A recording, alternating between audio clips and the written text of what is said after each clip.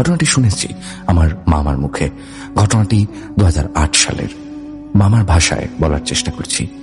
গ্রামে আমাদের বিশাল বড় একটা পুকুর ছিল। পুকুরের এরিয়ার একটা বর্ণনা দিচ্ছি। পুকুরটি ছিল 10 একর জায়গা জুড়ে। পুকুরটির পাশেই ছিল বেত গাছের বাগান। গ্রামে তাকে বেতের আড়া বলা হয়। যে পাশে বেতের আড়া ছিল সেই পাশেই একটি বিশাল বট গাছ ছিল, আর পুকুরের চারপাশে অনেক নারকেল গাছ এবং সুপারি গাছ ছিল। পুকুরের সামনে কিছুটা জায়গা রাখা হয়েছিল সারি করে ফুলের গাছ লাগানো আর একটি দোলনার জন্য। যেহেতু বড় পুকুর, তাই পুকুরের ঠিক মাঝখানে একটা কাঠের বাড়ি বানানো হয়েছিল পুকুরটা পাহারা দেওয়ার জন্য। রাতে সেখানে থাকা হতো এবং মাছের খাবার সেখানে সংরক্ষণ করা হতো। দুটি নৌকো ছিল যেটি পুকুরের দুই পারে বাঁধা থাকত। সব মিলিয়ে পুকুরটা ছিল অনেক সুন্দর, অনেকটা পিকনিক স্পটের মতো। সপ্তাহে একদিন করে আমরা পরিবারের সবাই ওই পুকুরের পাড়ে পিকনিক করতাম। আমি আর মেজো মামা পালা করে সেই পুকুর পাহারা দিতাম। পুকুরটি বাড়ির অনেকটা কাছে থাকাতে রাতে পাহারা দিতে একাই থাকতে হতো। একদিন 8টা নাগাদ বাড়ির থেকে বের হই পুকুরের উদ্দেশ্যে। সেদিন আমার পাহারা দেওয়ার দিন। 8টা 10 নাগাদ পুকুরের পাড়ে পৌঁছে যাই। সেদিন পুকুরের পরিবেশটা একটু বেশি শান্ত, আর চারপাশ অস্বাভাবিকভাবে স্তব্ধ ছিল। এমনি স্বাভাবিক দিনগুলোতে ঝিঝি পোকার ডাক, ব্যাঙের ডাক চারপাশ কোলাহল করে রাখত। কিন্তু আজ যেন প্রকৃতি নিজের শ্বাসটুকু আটকে রেখেছে, এতটাই নিস্তব্ধতা। রাতের খাবার সবসময় বাড়িতেই খেয়ে আসি, কিন্তু সেদিন অনেকটা শখ করে মাংস আর রুটি সাথে করে নিয়ে আসি পুকুরের সেই ঘরটায় খাবো বলে। আমি স্বাভাবিকভাবেই হাতে খাবারের থলেটা নিয়ে নৌকোয় উঠে রওনা হই সেই ঘরটার উদ্দেশ্যে। ঘরে একটা বারান্দার মতো ছিল যেখানে নৌকো বেঁধে আমি উপরে উঠে যাই। ঘরে প্রবেশ করতেই মাছের আঁশটি একটা তীব্র গন্ধ পাই। বিষয়টা খুব স্বাভাবিক মনে হয়, কারণ পুকুরে অনেক মাছ আছে, আঁশটি গন্ধ আসা স্বাভাবিক। সে সময় গ্রামে তখনও কারেন্ট না থাকায় ঘরে থাকা লণ্ঠনটি জ্বালিয়ে খাবারের থলে থেকে খাবার বের করি। অন্যদিন এই ঘরটাতে ঠান্ডা বাতাস বয়, হৃদয় প্রশান্ত করা পরিবেশ হলেও আজকে অনেকটা শ্বাসরুদ্ধকর পরিবেশ। বাতাস একদম স্থির। সেখানে বসে যেটাই খাওয়া হতো তাই ভালো লাগতো, কিন্তু আজ মাংস রুটিও বিস্বাদ লাগছিল। হয়তো কোনো হারহীন করা ঘটনার সাক্ষী রাখছিল আজকের প্রকৃতি। খাবারটা শেষ করতে না পেরে পুকুরে ফেলে দিই। সাথে সাথেই পুকুরের জল অস্বাভাবিকভাবে নড়ে ওঠে। এক মুহূর্তের জন্য ভয় পেলেও স্বাভাবিকভাবেই ভেবে নিই যে পুকুরে অনেক মাছ আছে, তো ওরাই এই খাবারটা খেতে এসেছে। এবং এই দৃশ্য যে স্বাভাবিক ছিল এটাই আমি ভাবি। তারপর পুকুরের চারপাশটা ভালোভাবে লক্ষ্য করে ঘরে গিয়ে শুয়ে পড়ি। ক্লান্ত শরীর, ঘুমিয়ে যেতেও বেশি সময় লাগলো না। হঠাৎ করে মাঝরাতে ঘরের নিচ থেকে একটা ঠক ঠক করে শব্দ হতে থাকে। যেহেতু জলের উপরে ঘরটা ছিল, নিচ থেকে এমন ঠক ঠক শব্দ আসার কথা নয়, কিন্তু ঠক ঠক শব্দ এখন এতটাই তীব্র হচ্ছিল যে ঘর সহ কেঁপে উঠছিল। মাছ চুরির আশঙ্কা করে লণ্ঠনটি নিয়ে আশেপাশে দেখতে থাকি। জোছনা থাকায় সবটা ভালোভাবেই দেখতে পাই যে কোথাও কিছু নেই। হঠাৎ করে বেতের বনের দিকে চোখ যেতেই হৃৎপিণ্ড থমকে যায়। এক অজানা আতঙ্ক আমাকে ঘিরে ধরে। দেখি 10 জোড়া লাল টুকটুকে চোখ বেত বনের চারপাশ থেকে এই ঘরটার দিকে তাকিয়ে আছে। বুকটা হঠাৎ করে কেঁপে ওঠে। তারপর মনে করি ওগুলো শিয়াল হবে হয়তো। তারপর মনকে শান্ত করার চেষ্টা করতে গিয়েও মনের ভিতর কি যেন একটা সবসময় খোঁচা দিতে থাকে, কারণ শিয়ালের চোখ এত বড় হয় না, আর আগুনের মতো জলজলও করে না। মনকে কোনো রকমে বুঝিয়ে ঘরের দরজা লাগিয়ে আবার ঘুমানোর চেষ্টা করতে থাকি। কিছুটা নিদ্রাচ্ছন্ন হয়ে যাই, কিন্তু জলে অনেক উঁচু থেকে ভারী কিছু পড়ার শব্দে ঘুম ভেঙে যায়। অনেকটা বাচ্চারা গাছ থেকে পানিতে লাফালে যেমন আওয়াজ হয় তেমন আওয়াজ, এবং একবার নয়, পরপর 10 বার ঝপাস ঝপাস শব্দে আর ঘরে থাকতে পারি না। বাইরে বের হয়ে চারপাশটা দেখতে থাকি। পানি একদম স্থির। সাহস করে বেত বাগানের দিকে তাকাই।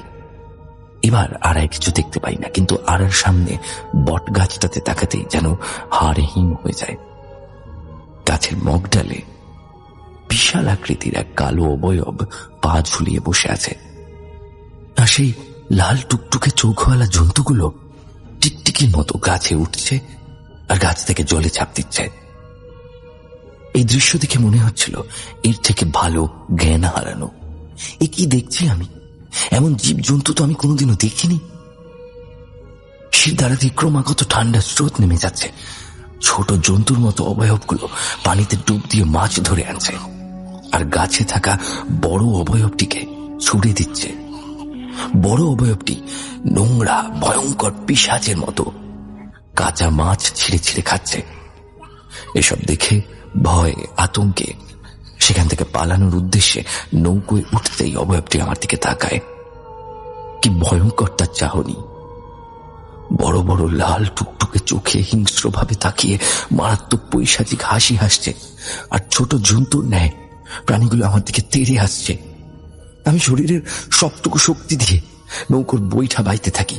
অবয়বগুলো আমার অনেক কাছে চলে এসেছে আর এক অদ্ভুত ভয়ঙ্কর শব্দ করতে থাকে। পাড়ের অনেক কাছে চলে আসার পরে একটি জন্তু আমার নৌকোয় উঠে পড়ে। জোছনার আলোতে তার ভয়ঙ্কর মুখ দেখতে পাই। বিকৃত মুখ, বড় লাল চোখ, অনেকটা কুমিরের মতো, যা দেখার পর আমার মনে হয় আমি এখনই জ্ঞান হারাবো। আর ঠিক তখনই ফজরের আজানের আওয়াজ শুনতে পাই, কিন্তু ততক্ষণে আমার আর জ্ঞান নেই। জ্ঞান ফিরলে আমি নিজেকে আমাদের বাড়ির ঘরে আবিষ্কার করি। আমার চারপাশে পরিবারের সবাই দাঁড়িয়ে। আমি সবকিছু খুলে বলি। তারপর এক মৌলানাকে দেখানো হয়, ঝাড়ফুঁক করা হয়, পুকুরের পানিতে ধোয়া পড়া পবিত্র পানি মেশানো হয়। মৌলানা জানান এগুলো এক জাতের জিন, যেগুলো জলের নিচে থাকে। অনেকে এদেরকে দেহভূত বলেও ডাকে। ওই দিনের পর থেকে কিছুদিন অনেক জ্বর ছিল আমার। এই ছিল ঘটনা। আশা করি আমার শ্রোতা বন্ধুদের ভালো লাগবে।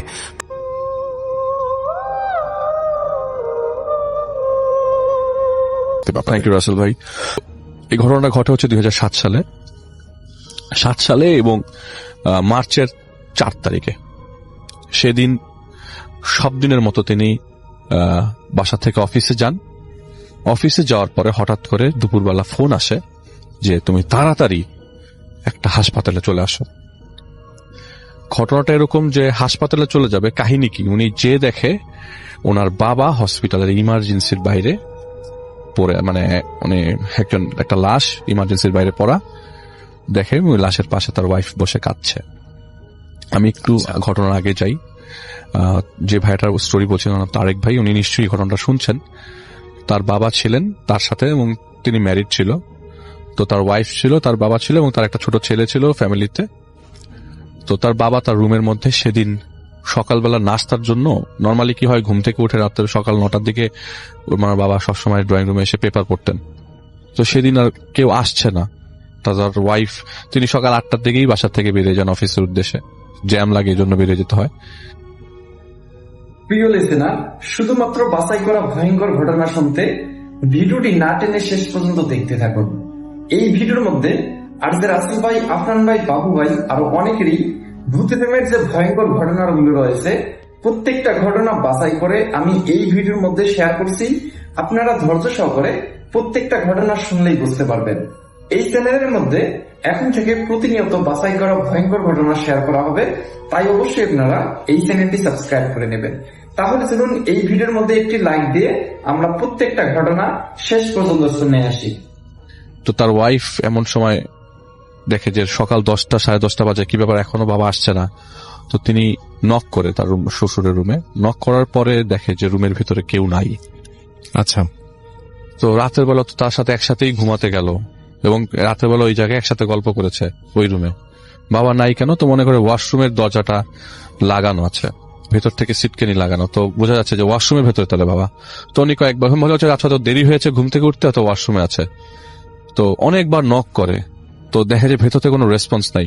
এরকম হয় মাঝে মাঝে, নক করলে রেসপন্স না করে কিছুক্ষণ পর ওয়াশরুম থেকে বের হয়। কিন্তু আধা ঘন্টা হয়ে যাওয়ার পরও ওয়াশরুম থেকে তিনি আসছেন না। তিনি আবারও নক করে এবং নক করতে থাকে কন্টিনিউয়াসলি, অনেক জোরে জোরে নক করতে থাকে, কিন্তু কোনোভাবেই কোনো রেসপন্স আসলো না। আচ্ছা। তিনি নিচের থেকে, আসলে ওনাদের বাসা দোতলা বাসা, বাসার লোকেশনটা আমি বলছি না। তো আগের বাসা তো এরকম আমাদের যেমন এখন বাসার দরজার নবগুলো এরকম যে ঘুরালেই খুলে যায়, এটা সিটকিনি সিস্টেম, সবাই বুঝতে পারছে। আচ্ছা, তো নিচে থেকে ওনাদের বাসার যে দারোয়ান এবং ড্রাইভার আসে সে ভাঙার জন্য, ওই মুহূর্তে আবার ভাইয়াকে অফিসে গাড়ি নামিয়ে চলে আসছে। তো ড্রাইভার সহ দরজা ভাঙে, ভেতরে ঢুকে দেখে তার বাবার মেঝেতে পড়া, মানে তারেক ভাইয়ের বাবা মেঝেতে পড়া, এবং ওই মুহূর্তে ওই অবস্থায় তাকে হসপিটালে নিয়ে আসা হয়। আর মেঝেতে যে পড়া ছিল মানে কড়া রক্ত, কালো রক্ত জমাট বেঁধে আছে মেঝের উপরে। তো সামহাও সে পড়ে গেছে বা কিছু একটা। তখন এই অবস্থায় এত কিছু চেক করার টাইম হয় নাই যে ওনা নিঃশ্বাস নিচ্ছে না, সাথে সাথে হসপিটাল নিয়ে গেছে। তো গাড়ির মধ্যে ওনাদের যে দারোয়ান উনি বলছিল যে আপা নিঃশ্বাস তো পাচ্ছি না, তখনই ফোন দেয়, তুমি তাড়াতাড়ি, আমরা হাসপাতালে নিয়ে যাচ্ছি, তুমি তাড়াতাড়ি আসো।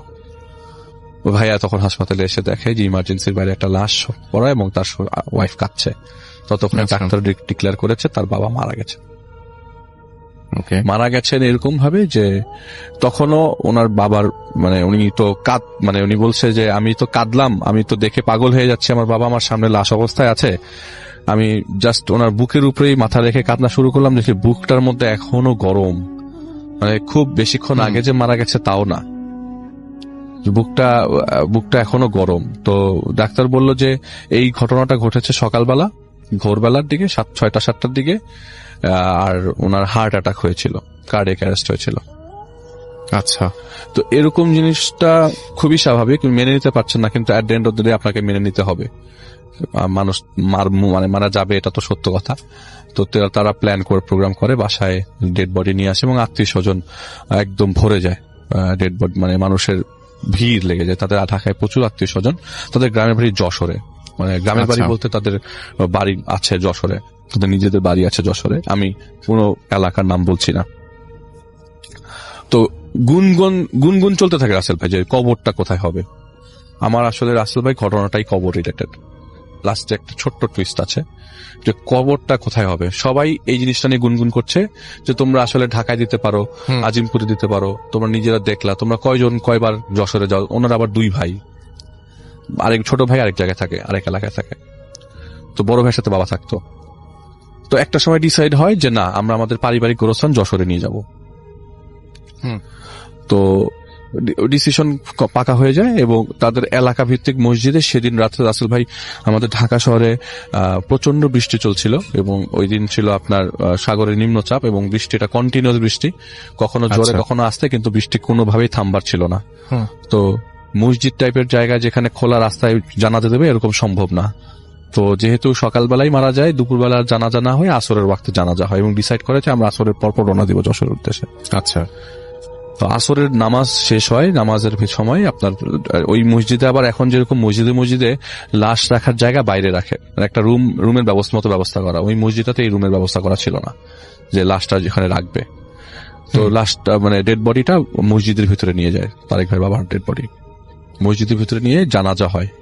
তো জানাজার পরে আমরা সবাই জানি যে সবাই জানাজার পরে একটু ক্ষমা প্রার্থনা করে, মানে ক্ষমা চায় সবাই, এলাকা ভিত্তিক কোনো ঝামেলা থাকলে, কোনো টাকা ডিউ থাকলে বলে যে তার ছেলে এইসব বলতে থাকে। এই অ্যানাউন্সমেন্টটা করার সময় ওই রুমটায় কমপ্লিট সাইলেন্স ছিল, কিন্তু সবচেয়ে ইম্পর্টেন্ট এবং সবচেয়ে তাজ্জব ব্যাপার হলো ওখানে একজন কাঁদছিল।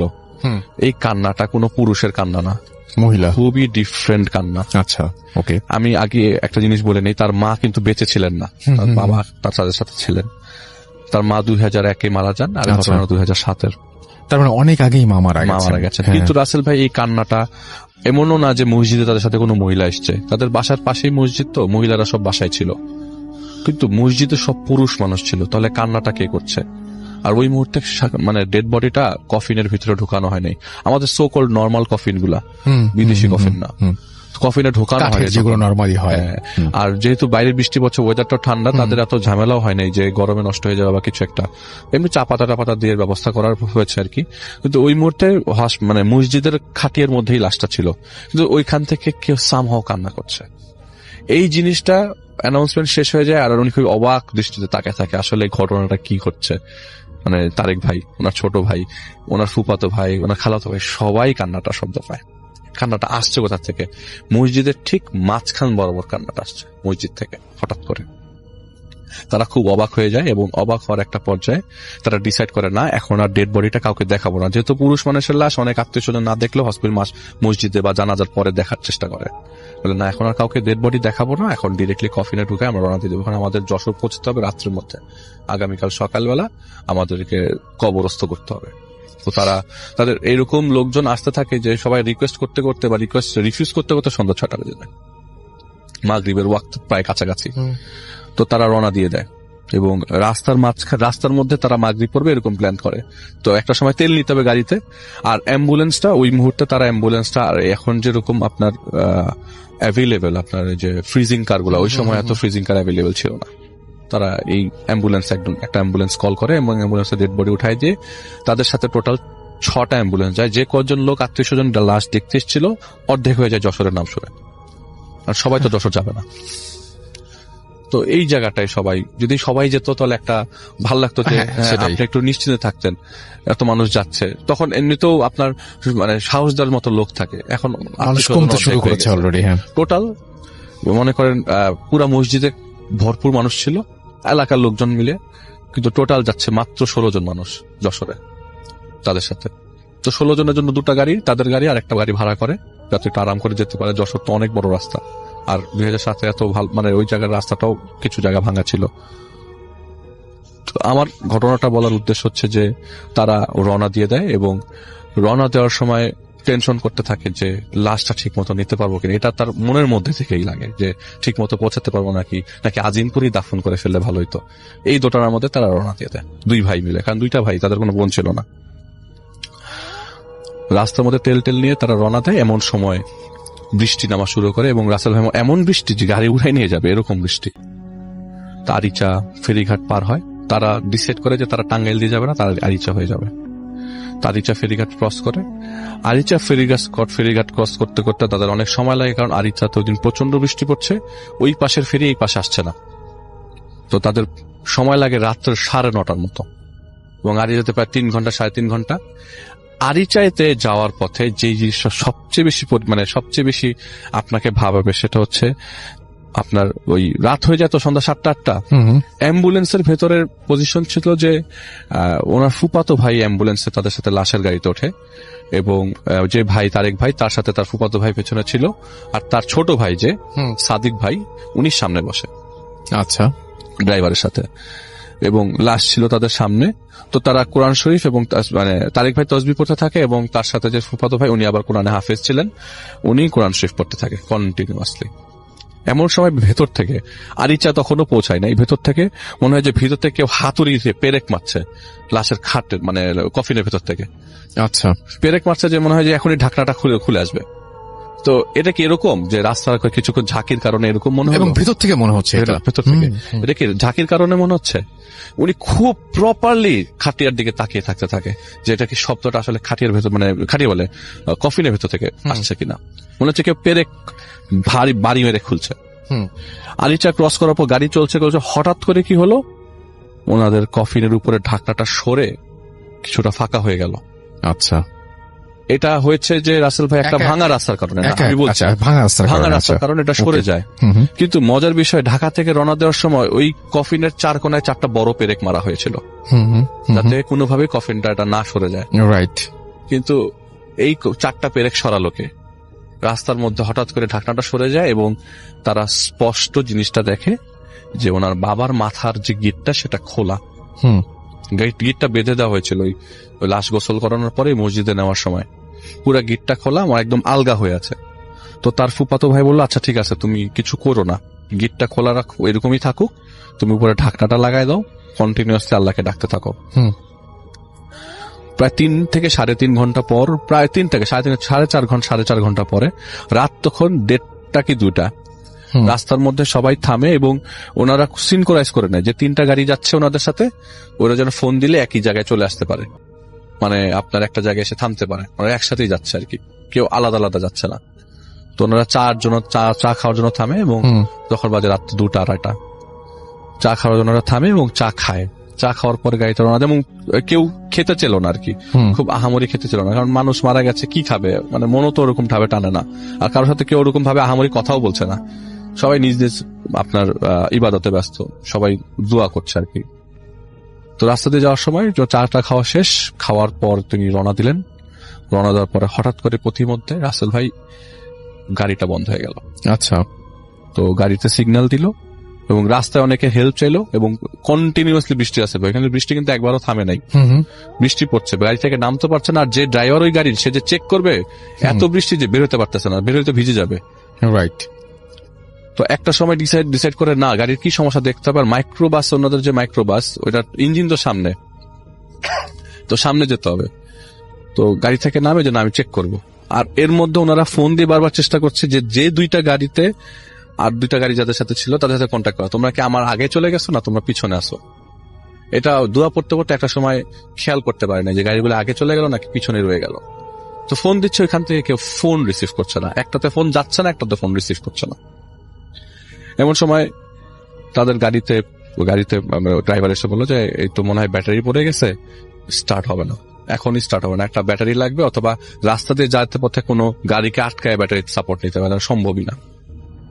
প্রায় ঘন্টা খানেক তারা তো ওই জায়গায়, মানে তাদের অবস্থা, সাথে লাশ প্লাস একটু আগে একটা শব্দ তাদের কাছে বেশ মানে ডিফারেন্ট লাগছে। তার বাবার লাশ নিয়ে যাচ্ছে, কিন্তু ভয় কাজ করছে সবচেয়ে বেশি, লাশ নিয়ে এসে যাওয়ার সাথে ভয় কাজ করছে। তার পুরুষ মানুষ এত ভয় পাবে এই জিনিসটা তারা কখনো কল্পনা করেনি, তাও তার বাবার সাথে। তো রাসেল ভাই যে আমি আগেও একবার এপিসোডে বলেছিলাম যে যতক্ষণ মানুষ আছেন ভালো আছেন, মানুষ মারা গেলেই লাশ হয়ে যাবে, তখন সম্পর্কটা ডিফারেন্ট হয়ে যায়, ভয়টাও কাজ করতে থাকে। হঠাৎ করে একটা মানুষ আসে রাসেল ভাই এখানে। ওই মানুষটা আসার পরে বলে যে আপনারা কোথায় যাবেন। সাধারণ মানুষ, এমন না যে সাদা কাপড় পরা লম্বা মানুষ, এরকম কিছু না, একটা সাধারণ মানুষ বলে যে আপনারা কোথায় যাবেন। বলে যে আমরা তো যশোর যাচ্ছি। তখন ওই জায়গা থেকে তাদের বাড়ি প্রায় 20-25 কিলোমিটার দূরে। আর ওই জায়গাটা কোন জায়গাটা এখন যেরকম জিপিএস দেখে দেখতে পারেন, তখন ওইরকম প্রপারলি বোঝা যাচ্ছে না তারা কোথায় আছে। তাদের যশোর থেকে খুব দূরেও না। ওই লোকটা এসে বলে যে লাশটারে নিয়ে যশোর যায় না, এটার আশেপাশে কোথাও দাফন করে ফেলে। তখন ওনারা গাড়ির ভেতর থেকে বলে যে আপনি কে, যান এখান থেকে, যান, সরেন, যে আপনার আপনি বলার কি, লাশটা কোথায় নিয়ে। ভয় লাগতে থাকে একটা পর্যায়ে। তো পেছন থেকে একটা গাড়ি দেখে হঠাৎ করে, তো গাড়িটা দেখে যে তাদের পাশে এসে থামে এবং খুব আশ্বস্ত ফিল করে। তাদের যে গাড়িতে সবচেয়ে বেশি পুরুষ মানুষ ঢুকেছিল 7 জন, ওই গাড়িটা তাদের সামনে আসে, তাদের পেছনে ছিল এটা। তাদের ভাগ্যক্রমে গাড়িটা তাদের কাছে চলে আসে এবং ব্যাটারি সাপোর্ট নিয়ে গাড়িটাই স্টার্ট দেয় আর কি। তো একটা পর্যায়ে মানে ওয়াশরুমের জন্য তাদের 5 কিলোমিটার পরে ওয়াশরুমে থামতে হয়, গাড়িটা নিয়ে থামে। তো থামার ওই অবস্থায় যেরকম ছিল লাশ সেরকম, তারা সবাই নামে, গাড়ি থেকে আবার উঠতে যেয়ে দেখে যে তাদের ওই কফিনটা থেকে ঢাকনাটা সরানো এবং তার বাবার মাথার গিটটা পুরাটা খোলা, ফেসটা পুরো ভিজিবল। এটা তো তাদের কাছে একদম আর নর্মাল লাগতে থাকে না। যত তাড়াতাড়ি যশোর চাও, যত তাড়াতাড়ি যশোর যেতে পারো, এবং সবচেয়ে রং ডিসিশন যশোর চলে আসা। তো তারা কোনোভাবে মাথাটার মধ্যে কাফনের কাপড়টা পেঁচিয়ে ঢাকনাটা লাগিয়ে যশোর রওনা দেয়। যশোরে পৌঁছানোর পর দেখে যেই জায়গায় তার বাবার কবর দেওয়ার কথা রাসেল ভাই, সেই জায়গাটা একটু লো ল্যান্ড এরিয়া, তাদের নিজস্ব পারিবারিক গোরস্থান, পুরাটা পানি দিয়ে ভরে গেছে, কবর আর দেওয়া যাবে না, পুরা কবরের ভিতরে পানি পড়া। তার ফুফাতো ভাই বলতে থাকে যে আসলে এইটা বাদ দেন তারেক ভাই, আপনি আমাদের কবরস্থানে চলেন। তাদের ফুফাতো ভাই মানে ফুফাতো দাদার বাড়ি হচ্ছে তার বাড়ি থেকে প্রায় 15-20 কিলোমিটার দূরে, তো চলেন। ওই মুহূর্তে সকাল 7টার দিকে তারা ওই কবরস্থানে ব্যাক করে। আসলে কবর দেওয়া শেষ হয়, ওখানে আবার নতুন করে কবর খোঁড়া হয়। কবর করতে তারা সকাল 9টা, বৃষ্টি তখনও পড়ছে উপরে, তখন সামিয়ানা টাঙিয়ে নিয়েছিল। কবর দেওয়া হয়, কবর দেওয়া শেষ হয়, শেষ হওয়ার পর মুনাজাত হয়। মুনাজাতের সময় একটা লোক তারেক ভাইকে নক করে, হাত ধরে বলে কি ব্যাপার, বলেছিলাম না আপনারে যশোর যাইতে না, এই জায়গায় কবর দিতে, এই জায়গায় তো সেই নিয়ে আসলেন। এটা বলে লোকটা চলে যায়। আচ্ছা আচ্ছা। এইটা শোনার পর রাসেল ভাই এই কথাটা তিনি আর কাউকে কখনো বলেন নেই, আমাকেই বলেছেন লাস্ট, যে আমি লাস্ট এই লোকটার এই কথাটা শুনি, যে বলেছিলাম তো যে যশোর যায় না, এখানে কবর দাও। সেই ব্যাক করে এখানে কবর দেওয়া হলো। তো এইটার পরবর্তী সময় আর জানার চেষ্টা করেন নাই যে আসলে কেন এই লোকটা আসছিল বা কেন এই কথাটা বলছিল। At the end of the day কবরটা রাসেল ভাই তার গ্রামের বাড়িতে ওই যে জায়গায় আটকে ছিল সেই জায়গায় পেয়েছে। ওকে, থ্যাংক ইউ সো মাচ।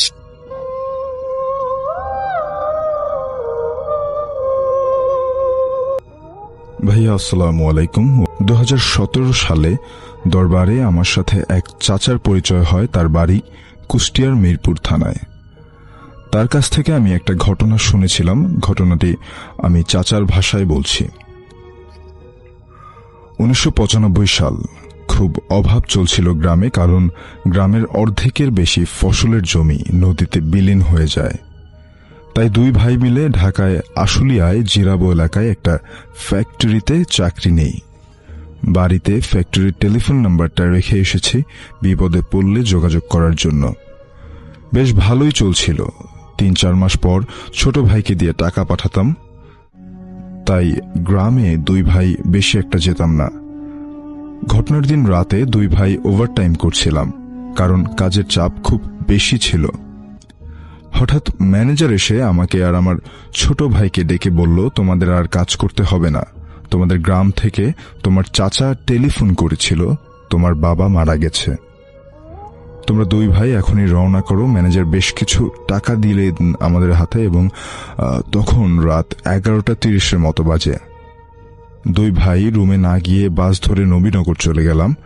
তখন রাত প্রায় 12টার বেশি।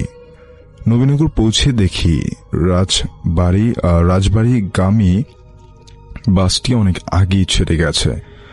প্রায় অনেকক্ষণ হয়ে গেল কোনো বাস পাচ্ছিলাম না। নবীনগর থেকে আমাদের কুষ্টিয়ার মিরপুর প্রায় 300 কিলো। চারপাশে জনমানব শূন্য হয়ে গেল। কুকুর ছাড়া চারপাশে একটা মানুষও নেই। ঘড়িতে তখন রাত প্রায় 1:30। হঠাৎ দেখলাম সাভারের দিক থেকে একটা বাস আমাদের দিকে এগিয়ে আসছে। আমি আর আমার ছোট ভাই রাস্তায় দাঁড়িয়েছিলাম।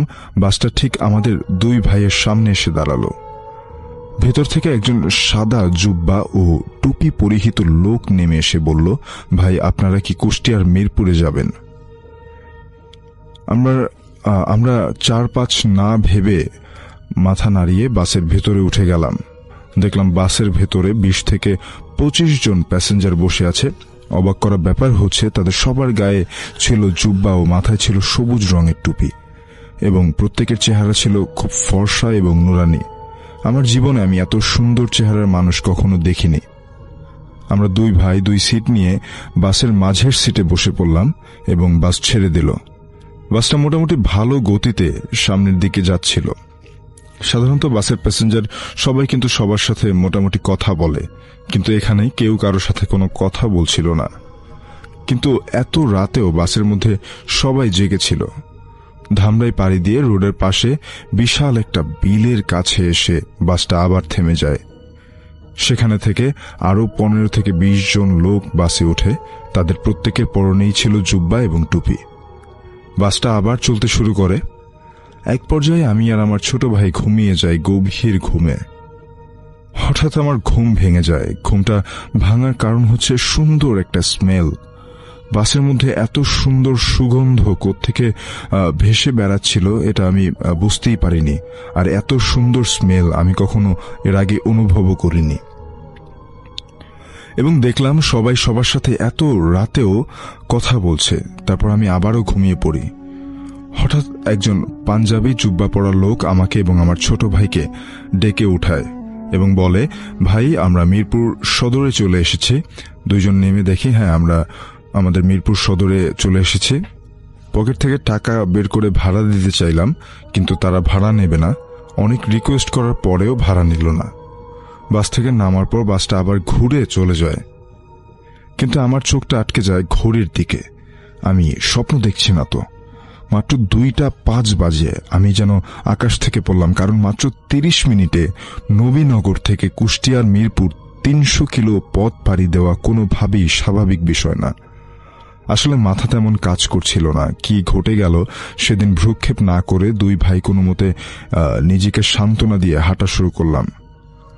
মিরপুর সদর থেকে আমাদের গ্রাম ছিল আরো 8 থেকে 10 কিলো উত্তরে হার্ডিং ব্রিজের পাশের এলাকা। এত রাতে রিক্সা ভ্যান পাওয়া সম্ভব নয়, তাই দুইজনে হাঁটা শুরু করলাম। প্রায় 20 মিনিট হাঁটার পরে পেছন থেকে একটা ভ্যান বেল বাজিয়ে বাজিয়ে আসছিল।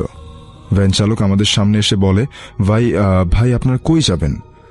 এত রাতে কোত্থেকে এলেন? আমি বললাম, ভাই খুব বিপদে পড়েছি, আপনি যদি আমাদের রূপনগর পৌঁছে দিয়ে আসতেন তাহলে খুব উপকার হতো। ভ্যান চালক বলল, হ্যাঁ আমি তো ওই দিকেই যাচ্ছি। পা চালিত ভ্যান বেশ ভালোই লাগছিল। ভ্যান চালক বলল, ভাই আপনাদের আগের গ্রামের গজনার বিলের বট গাছের ওখানে মাস 2 আগের একটা ভ্যান নদীর বালি বহন করা একটা ট্রাকের সাথে ধাক্কা লেগে বট গাছের সাথে চাপা পড়ে ভ্যান চালক মারা যান। তারপর থেকে নাকি প্রায় গভীর রাতে ওখান থেকে গেলে সেই ভ্যান চালককে বট গাছের সাথে উল্টো হয়ে ঝুলতে দেখা যায়। ওই জায়গায় এখনই খুবই হন্টেড হয়ে গেছে। আপনারা 2 জনকে পেলাম, বেশ ভালোই হলো, 3 জনে চলে যাব, কোনো সমস্যা হবে না। প্রায় আধ ঘন্টা পর ওই গজনার বিলের বটগাছের কাছাকাছি চলে এসেছি। হঠাৎ আমার ছোট ভাই আমাকে চিমটি কেটে ভ্যান চালকের প্যাডেলের দিকে ইশারা করে। আমি চেয়ে দেখি কি দেখছি আমি দেখলাম ভ্যান চালকের পা উল্টো করে প্যাডেল চালাচ্ছে এবং তার পা দুটো উল্টা হয়ে আছে। তার পায়ে ছিল অনেক বড় বড় লোম। ভয় তো আমরা 2 জন শেষ। 2 ভাই কোনো কথা না বলে চুপচাপ বসে থাকলাম। তারপর যেন ভ্যানের স্পিড হঠাৎ করে আরো বেড়ে গেল। ভ্যানটা যতই গজনার বিলের দিকে যাচ্ছিল, ভ্যানের গতি তত বেড়ে যাচ্ছিল। বটগাছের কাছাকাছি আসতেই এত স্পিড থাকা অবস্থায় ভ্যান চালক এক লাফ দিয়ে বটগাছের ডাল ধরে গাছে উঠে যায় এবং আমাদের ভ্যানটা বিলে পড়ে যায়। এবং পানিতে পড়ার জন্য আমাদের তেমন কোনো ক্ষতি হয়নি। পানি থেকে উঠে দেখি ওই ভ্যান চালক মোটা ডালের সাথে উল্টো হয়ে ঝুলছে এবং মুহূর্তের মধ্যে উল্টো হয়ে গাছ থেকে বেয়ে বেয়ে নামছিল। আমরা 2 জন বিপদ আসন্ন বুঝতে পেরে দিলাম দৌড়তে গজনার বিল শেষ করে গ্রামের কাঁচা রাস্তায় উঠি। গজনার বিল পাড়ি দিয়ে রাস্তায় উঠে সামনে একটা কালী মন্দির। ওই জায়গাটাও সুবিধাজনক নয়। এবার 2 জনে আস্তে আস্তে হাঁটতে হাঁটতে মন্দিরের রাস্তা ধরে যাচ্ছিলাম। মন্দির পার হতেই কে যেন পেছন থেকে আমাকে নাম ধরে ডাকলো। পেছনে তাকিয়ে 2 জন যা দেখলাম তা দেখার জন্য আমরা 2 ভাই একদমই প্রস্তুত ছিলাম না। দেখলাম মন্দিরের ওখান থেকে দানবের মতো উঁচু লম্বা একটা লোক, সারা গায়ে লোম, সে আমাদের দিকে এগিয়ে আসছে। কিন্তু ভয়ঙ্কর ব্যাপার হলো ওই জিনিসটার ঘাড়ে কোনো মাথা নেই। বুকের ওপর বড় বড় লাল টকটকে টেনিস বলের মতো দাঁত পেট বরাবর রয়েছে। এটা দেখে 2 ভাই দৌড়তে এসে কোনো কিছুর সাথে ধাক্কা লেগে আমি পড়ে যাই। তারপর কি ঘটেছিল আমার আর কিছু মনে নেই। সকালে জ্ঞান ফিরে নিজেকে আবিষ্কার করলাম আমাদের বাড়িতে। দেখলাম অনেক লোকের ভিড় আমাদের বাড়িতে। তারপর আবার 3য়বারের মতো অজ্ঞান হয়ে গেলাম, কারণ আমি মাথা রেখে বাবার কোলে শুয়েছিলাম। তাকিয়ে দেখলাম বাবা আমাদের দিকে তাকিয়ে হাসছে। আবার জ্ঞান ফিরে আসলে আমার ছোট ভাই বলে বাবা মারা যায়নি, আর বাড়ি থেকে কেউ নাকি ফ্যাক্টরিতে টেলিফোনও করেনি। আমি চিন্তা করলাম ফ্যাক্টরির ম্যানেজার হয়তো আমাদের সাথে মজা করেছে, অনেকদিন বাড়ি আসি না তাই।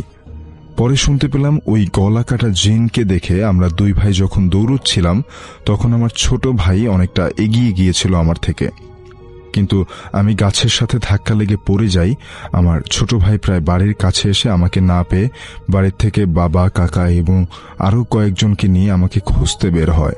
আমাকে খুঁজতে খুঁজতে পাওয়া গেল সেই গজনার বিলের বটগাছের গোড়ায়। কিন্তু আমি গজনার বিলের বটগাছের কাছে কিভাবে এলাম এবং গজনার বিলের বটগাছের ওখানে সত্যি ট্রাকের সাথে ভ্যানের একটা অ্যাক্সিডেন্ট হয় এবং ভ্যান চালক সেখানে মারা যায়। এবং তারপর থেকেই নাকি ওই ভ্যান চালককে বিভিন্ন রূপে দেখেছে এবং ভয়ও পেয়েছে অনেকেই। বেশ কয়েকদিন ছুটি কাটিয়ে ঢাকায় চলে আসি।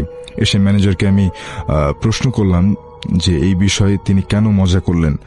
ম্যানেজার বলল, ভাই তোমাদের সাথে আমি কি এমন মজা করলাম? তখন বললাম, সেদিন রাত্রে আপনি যে বললেন না আমাদের বাবা মারা গেছে, আমাদের 2000 টাকা দিয়ে পাঠিয়ে দিলেন। তখন ম্যানেজার বলল, আরে বোকা, আমি তো প্রতিদিন রাত 8টার পর তোমাদের কাজ বুঝিয়ে দিয়ে চলে যাই, তো কি বলো তোমরা? তখন চিন্তা করলাম, হ্যাঁ তাই তো, ম্যানেজার তো ওভারটাইম করে না, কেননা তার বেতন ফিক্সড। কিন্তু সেদিন রাতে কে বলল তোমার বাবা মারা গেছে? আর পথে এমন ধরনের সব অস্বাভাবিক ঘটনা, আর কেই বা দিয়েছিল ম্যানেজার রূপ করে সেই 2000 টাকা? এই ঘটনা আমার জীবনের স্মৃতির পাতায় সারা জীবন রয়ে যাবে। অনেকে হয়তো ঘটনাটা শুনে বিশ্বাস করতে পারছেন না। সত্যি বলছি, যিনি ঘটনাটা বলেছেন তিনি বলেছেন যে এমন অন্ধকার রাত যেন কারো জীবনে আর না আসে। ভাইয়া, এটাই ছিল ঘটনা। পড়ে শোনালে খুশি হব। ফি আমানিল্লাহ।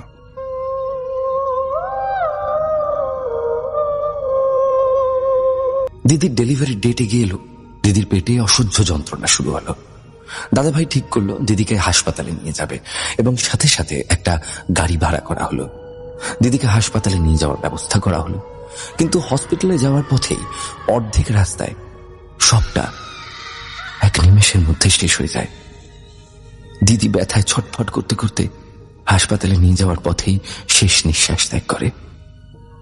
মাঝ রাস্তায় গাড়িটিকে দাঁড় করানো হয়। দিদির সাথে গাড়িতে ছিল দাদাভাই, পিসি এবং আমার পিস্তুত দাদা আর গাড়ির ড্রাইভার। পিসি কান্নায় ফেটে পড়ে, দাদাভাইকে সামলানো যায় না। আমার দাদা মানে পিসির ছেলে কি করবে বুঝতে না পেরে সাথে সাথে আমাদের বাড়িতে ফোন করে এবং আমার বাবা পাড়ার কিছু লোকজনকে নিয়ে সেই ঘটনাস্থলে যায়। সবাই মিলে ঠিক করে দিদির দেহকে বাড়িতে নিয়ে আসবে, কারণ দিদিকে এখন হাসপাতালে নিয়ে যাওয়া হলে দিদির পোস্টমর্টম করতে হবে, যেটা পিসিরা কিছুতেই মেনে নিতে পারবেন না। এরই মধ্যে গোটা গ্রামে দুঃসংবাদ ছড়িয়ে পড়ে যে দিদি মারা গেছেন এবং গোটা গ্রাম জুড়ে শোকের ছায়া নেমে আসে। পিসি বাড়িতে নতুন সদস্য আসার আনন্দ নিমেষের মধ্যেই শোকে পরিণত হয়। দিদি চলে যাওয়ায় আমরা সবাই খুব ভেঙে পড়ি। পিসিকে এবং দাদা ভাইকে কোনো রকমে শান্ত করে দিদির শেষকৃত্য সম্পন্ন করা হয়। দিদি অন্তঃসত্ত্বা থাকায় তাকে দাহ না করে কবরস্থ করা হয়। এরপর থেকেই শুরু হয় কিছু অস্বাভাবিক ঘটনা, যার প্রতিফলন এখনো রয়ে গেছে পিসির বাড়িতে। দিদি মারা যাওয়ার পর দাদাভাই নিজেকে কিছুতেই সামলে উঠতে পারে না। যেহেতু দিদির শেষকৃত্য সম্পন্ন করতে 13 দিন সময় লাগতো, তাই দাদাভাই এই কয়টা দিন পিসির বাড়িতে থাকতে রাজি হয়। কিন্তু দাদাভাই এতটাই ভেঙে পড়ে যে দিদি মারা যাওয়ার পরের দিনই দাদাভাই নিজেকে সামলাতে না পেরে প্রচন্ড নেশা করে বাড়ি ফেরে এবং কিছু না খেয়েই নিজের ঘরে গিয়ে ঘুমিয়ে পড়ে। পিসি বাড়িতে সবাই শোকাগ্রস্ত থাকায় দাদাভাইকে নিয়ে কেউই বেশি ঘাটাঘাটি করে না। যে যার মতো অল্প কিছু খেয়ে যে যার ঘরে গিয়ে শুয়ে পড়ে। সেদিন রাত্রে ঘুমের ঘরে দাদাভাই হঠাৎ শুনতে পায় কেউ যেন তার ঘরের এক কোনায় বসে কাঁদছে। দাদাভাই জিজ্ঞাসা করে, কে কে কাঁদছে, কে ওখানে? দাদাভাই ভাবে হয়তো পিসি তার ঘরে এসে কাঁদছে, তাই বলে, কে মা? কিন্তু কোনো উত্তর না পাওয়ায় দাদাভাই বুঝতে পারে না যে কে। হঠাৎ তার মনে পড়ে তিনি রাত্রে শোয়ার আগে দরজাটা লাগিয়ে শুয়েছিল। তাহলে কেউ কিভাবে তার ঘরের মধ্যে আসতে পারে? তিনি এক ঝটকায় বিছানার উপর উঠে বসে এবং যিনি কাঁদছেন তার মুখের দিকে তাকায় এবং যা দেখে তা দেখে তার চোখ স্থির হয়ে যায় এবং শিরদাঁড়া দিয়ে হিম স্রোত বয়ে যায়। দাদাভাই দেখে দিদি কাঁদছে এবং তার দিকে এক দৃষ্টিতে তাকিয়ে আছে। দাদাভাই বলে ওঠে, সাথী। দাদার মুখে দিদি তার নাম শুনে কান্না থামিয়ে রেগে রক্তবর্ণ চোখ নিয়ে তাকিয়ে বলে, কি গো, নিশ্চিন্তে ঘুমোচ্ছ? আমাকে একা রেখে এসে তোমরা সবাই নিশ্চিন্তে ঘুমোচ্ছ? তোমার এই বোঝা কি আমি সারা জীবন এইভাবেই গর্ভে ধারণ করে বেড়াবো? দাদাভাই এটা শোনার পর নিজেকে আর সামনে রাখতে পারে না, চিৎকার করে ওঠে। কিন্তু অদ্ভুতভাবে দাদাভাই নিজেকে আবিষ্কার করে বিছানায় শুয়ে থাকতে। দাদাভাই নিজেকে নিজেই বিশ্বাস করতে পারে না যে এতক্ষণ তিনি কি স্বপ্ন দেখছিলেন নাকি সত্যি। রাতটা কোনো রকমে পার করে দাদাভাই সবাইকে রাতের ঘটনাটা বলে। কেউ কেউ বলে দাদাভাই যেহেতু আগের দিন নেশা করে ঘুমিয়েছিল তাই হয়তো এরকম স্বপ্ন দেখেছে। আবার কেউ কেউ বলে সাথী দিদিকে অন্তঃসত্ত্বা অবস্থায় কবর করা উচিত হয়নি। দাদাভাই এটা তার স্বপ্ন মনে করে ভুলতে চেষ্টা করেন এবং আবারও সেই দিন রাতে নেশা করে এসে ঘুমিয়ে পড়েন। সেই দিনও দাদাভাইয়ের সাথে ওই একই ঘটনা ঘটে এবং দাদাভাই সিদ্ধান্ত নেয় কাউকে কিছু না বলেই তিনি সাথীদের দেহ কবর থেকে বার করে পেট কেটে তার সন্তানকে বার করে পুনরায় কবরস্থ করবেন। ঠিক সেই ভেবে তিনি কাউকে কিছু না বলে দিদির মৃত্যুর ৪র্থ দিন রাতে নেশা করে দিদির দেহ যেখানে কবরস্থ করা ছিল সেখান থেকে তুলে ওই অর্ধেক পচনশীল দেহ থেকে তার সন্তানকে পেট কেটে বার করেন এবং তার পাশে রেখে কবর দিয়ে দেন। এরপর তেমন কিছু আর হয় না। কিন্তু ঘটনাটা এখানে শেষ হয় না। দিদির শেষকৃত্য সম্পন্ন হলে দাদাভাই এবং বাড়ির প্রায় সবাই চলে যায়। কিন্তু অস্বাভাবিকভাবে পিসি আর আমার পিস্তুত দাদার বউ মানে আমার বৌদি কিছুতেই ওই বাড়িতে থাকতে পারছিল না। তাদের মনে হচ্ছিল বাড়িতে থাকাকালীন তাদের শরীর ভারী হয়ে আসছে এবং তারা দিদিকে কিছুতেই ভুলতে পারছে না। তাই দাদা বৌদি আর পিসিকে নিয়ে চলে যায় কলকাতা। পিসির বাড়ি আসে প্রথম ভাড়াটিয়া। ঘটনা শুরু হয় তাদের সাথে। যেহেতু এটা প্রায় 30 বছর আগের ঘটনা, তখন বাড়িতে কারেন্ট এসে পৌঁছয় না। তাই গ্রামের প্রতিটি বাড়িতে তখন মোমবাতি বা প্রদীপের আলোতেই রাতের কাজ করতে হতো। এই কারণে সবাই তাড়াতাড়ি খেয়ে শুয়ে পড়ত। যারা পিসি বাড়িতে ভাড়ায় আসে তারা রাতে মোমবাতি জ্বালিয়ে ঘরে থাকতো এবং তারা তাদের রান্না দুপুরেই করে রাখতেন, যাতে রাত্রিবেলা তাড়াতাড়ি খেয়ে শুয়ে পড়তে পারেন। তারা পিসি বাড়ি আসার দিন তাদের সাথে কিছু হয় না, কিন্তু ঘটনা শুরু হয় পরের দিন থেকে। রাতে পরিবারের সবাই ঘরে খাওয়া দাওয়া করে নিজেদের মধ্যে গল্প করছিল। এমন সময় দরজায় টোকা পড়ে। ঘর থেকে একজন বলে ওঠে, কে? কিন্তু তারা কোনো উত্তর না পাওয়ায় তারা ভাবে হয়তো হাওয়ায় ধাক্কা দিচ্ছে। কিছুক্ষণ পর আবার 2-3 বার টোকা পড়ে। একজন মোমবাতি নিয়ে বাইরে আসে। অদ্ভুতভাবে মোমবাতিটা একাই নিভে যায়। যিনি বাইরে বেরিয়েছিলেন তিনি অবাক হয়ে যান, কারণ বাইরে কোনো হাওয়া দিচ্ছিল না। তিনি ব্যাপারটা নিয়ে অতটা না ভেবে ঘরে চলে যান এবং যে যার ঘরে গিয়ে শুয়ে পড়েন। মধ্যরাতে ওরকম সময় সবার একটা আওয়াজে ঘুম ভেঙে যায়। বলে রাখা ভালো, তখন প্রায় প্রত্যেকের বাড়ির চালই ছিল টিনের চাল। তারা শুনতে পায় তাদের চালে বৃষ্টির মতো ঢিল পড়ছে। এটা শুনে তারা বাইরে যায় এবং বাইরে গিয়ে তারা দেখে বাইরে থেকে আওয়াজ শোনা গেল, ঢিল পড়তে দেখা যাচ্ছে না। রাতটা তারা কোনো রকমে কাটায় এবং তারা বুঝতে পারে বাড়িটিতে কোনো দোষ বা কোনো অতৃপ্ত আত্মা আছে। তারা ঠিক করে নতুন বাড়ি খুঁজে তারা এখান থেকে চলে যাবে। তারা এরপর 2 দিন পিসির বাড়িতে ছিল এবং এই 2 দিনই মধ্যরাতে ওরকম ঢিল পড়েছিল এবং দিনের বেলা মাঝে মধ্যেই রান্না করা খাবারগুলো উল্টো পাল্টা করে ছড়িয়ে থাকতে তারা দেখেছিল। তারা 2 দিন পর পিসি বাড়ি থেকে চলে যায়। খবরটা পিসিদের কানে গেলেও তারা নতুন ভাড়াটিয়া খুঁজতে থাকে। বাড়িটা শুধু শুধু পড়ে থাকলে আরো বেশি ভৌতিক হয়ে উঠবে। এরপর 2 মাস পর পিসি বাড়িতে আসে দ্বিতীয় ভাড়াটিয়া। তাদের সাথেও আবারও ঠিক আগের বারের মতোই হয়। তারাও 1 মাসের বেশি পিসি বাড়িতে থাকতে পারে না, তারাও বাড়ি ছেড়ে দেয়। এরপর এই ঘটনা চতুর্দিকে ছড়িয়ে পড়ে এবং পিসি বাড়িটা কেউ আর ভাড়া নেয় না। বাড়িটা ওইভাবেই ফাঁকা থাকতো। পিসি বাড়ির পিছনে ছিল একটা মাঠ এবং সামনে ছিল একটা বাড়ি। ওই বাড়িটার জানলা দিয়ে পিসি বাড়ির উঠোনটা দেখা যেত। একদিন ওই বাড়ির কাকিমা সন্ধেবেলা বাড়িতে ধূপ দেখাচ্ছিল। হঠাৎ করে কাকিমার চোখ যায় পিসিদের বাড়ির উঠোনে। কাকিমা দেখেন পিসি বাড়ির উঠোনে 3-4টে বাচ্চা খেলছে। কিন্তু কাকিমা অবাক হন যে একে তো বাড়িতে কেউ থাকে না, তার উপর আবার বাড়িটা ভুতুরে বলে পরিচিত। গ্রামের বাচ্চারা বাড়িটাকে এড়িয়েই চলে, তাহলে বাচ্চাগুলো কারা? কাকিমা বাচ্চাগুলোর মুখ দেখার চেষ্টা করেন, কিন্তু কাকিমা অবাক হয়ে যায় বাচ্চাগুলোর মুখ দেখে। কাকিমা দেখেন যেই বাচ্চাগুলো খেলছে তার একটা বাচ্চাও গ্রামের না। কাকিমা ভাবেন বাচ্চাগুলো কোথা থেকে এলো এই সন্ধ্যেবেলা। কাকিমা তাদের চিৎকার করে বলেন, কারা তোমরা? কোথা থেকে এসছো? সন্ধ্যা হয়ে গেছে, বাড়ি যাও, বাড়িটা ভালো না। কিন্তু কেউ কাকিমার কথার কোনো উত্তর দেয় না, যেন তারা কিছু শুনতেই পায়নি। বাড়িতে কাকিমার হাজবেন্ড ছিল, তাই কাকিমা কাকুকে ডাকেন বাচ্চাগুলোকে দেখবেন বলে।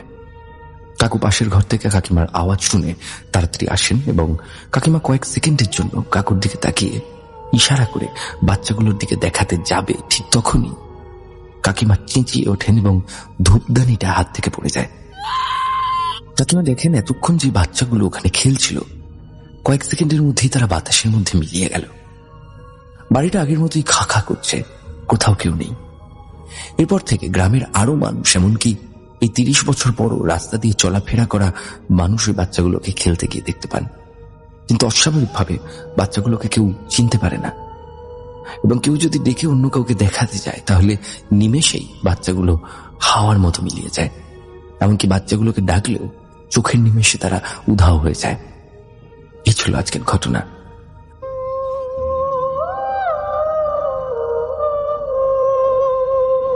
আসসালামু আলাইকুম। ওয়ালাইকুম আসসালাম। আমি আলামিন তেজগাঁ থেকে আসছি। আমার লাইফে একটা ঘটনা ঘটে গেছে, ওইটা শেয়ার করার জন্য। তো বেশি না বাড়ায় আমি সরাসরি ঘটনায় চলে যাই। আমি একটা কর্পোরেট অফিসে জব করি। তো আমাদের অফিসটা হচ্ছে 15 তলা, আমি হচ্ছে 14 তলায় আমাদের পুরো অফিসটা হচ্ছে 15 তলা, আমাদের অফিসটা হচ্ছে 14 তলায়। তো আমি যখন এই চাকরিটা নেই তখন শুনছি যে ওইখানে অনেক ভৌতিক ব্যাপার ট্যাপার আছে, অনেক আগের কাহিনী, অনেক কিছু শুনছি। তারপরে জীবনের তাগিদে আর কি চাকরিটা নেওয়া। তো হচ্ছে কি, আমাদের অফিসের পাশে একটা বিল্ডিং আছে, বিল্ডিংটা অনেক ভৌতিক।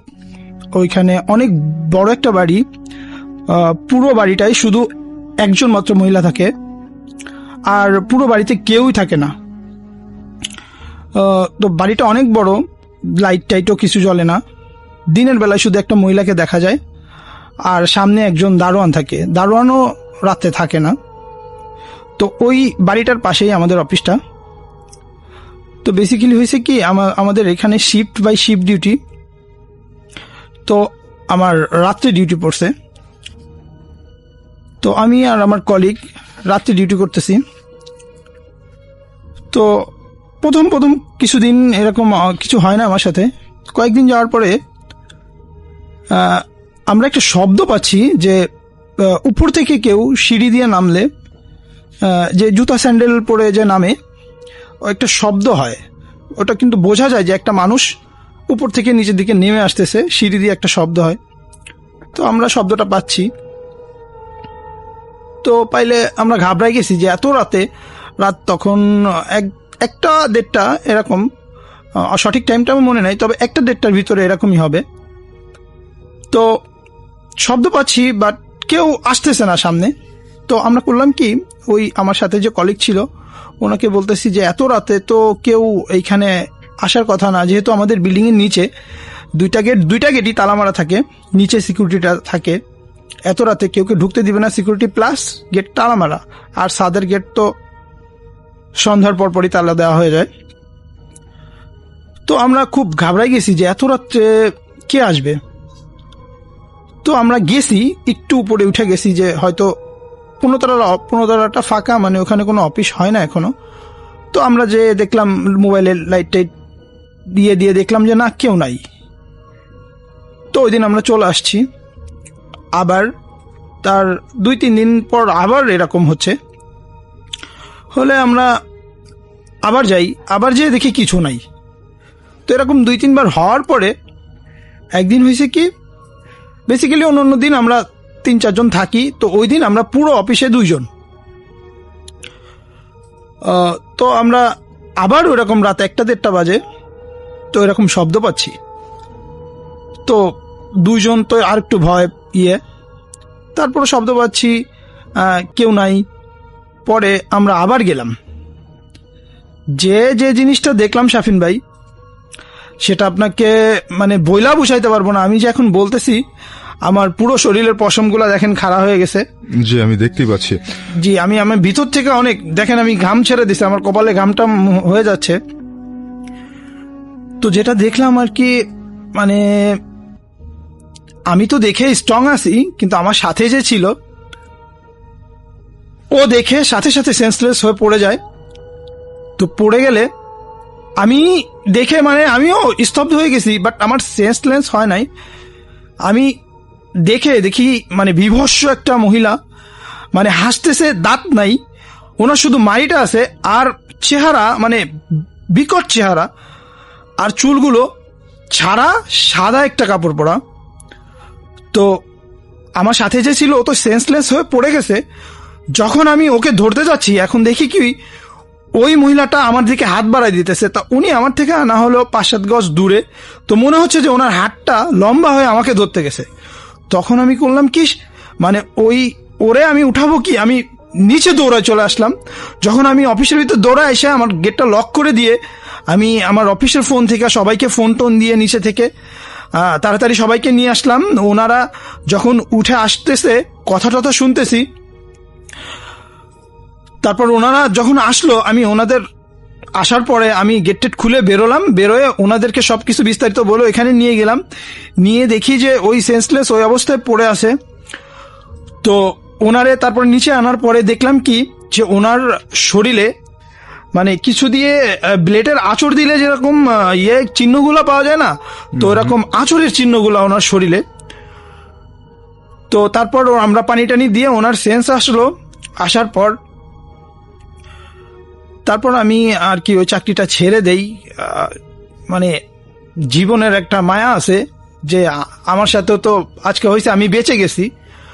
তো তারপর আমার যে কলিগ ছিল ওর মানে খুব জ্বর, তারপর দিন থেকে খুব জ্বর। তো 3-4 দিন জ্বর হওয়ার পর আমার সেই কলিগটা মারা গেছে। আর এটা এই জন্যই আমি আমার কর্পোরেট অফিসটার নাম বলি নাই, যেহেতু এটা অফিসের একটা রেপুটেশনের ব্যাপার, যার কারণে আমি বলি নাই। তো এই হচ্ছে মানে আমি ছোটবেলা থেকে ভূতের অনেক শুনছি, করছি, কিন্তু কখনো আমার বিশ্বাস হয় নাই। কিন্তু এই এই ঘটনার পর আমি এখনো আমি রাতে ঘুমাই, মাঝে মাঝে চিৎকার দিয়ে উঠি ঘুমের ভিতরে। হয়তো সেদিন আমি কোনো এক ভাগ্যের জোরে বেঁচে গেছি, হয়তো হায়াত ছিল দেখে বেঁচে গেছি। তবে শাফিন ভাই, এটা কিন্তু ঠিক, আমি বিশ্বাস করতাম না যে ভূত বা অশরীরী আত্মা এরকম কিছু আছে।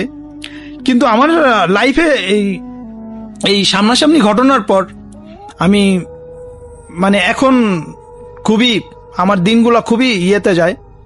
তারপরও আপনারা সবাই আমার জন্য দোয়া করবেন যেন বাকি জীবনটা আমার সাথে এরকম কিছু না হয়। আমি আমার এই কথা বলে আমার শেষ করতেছি।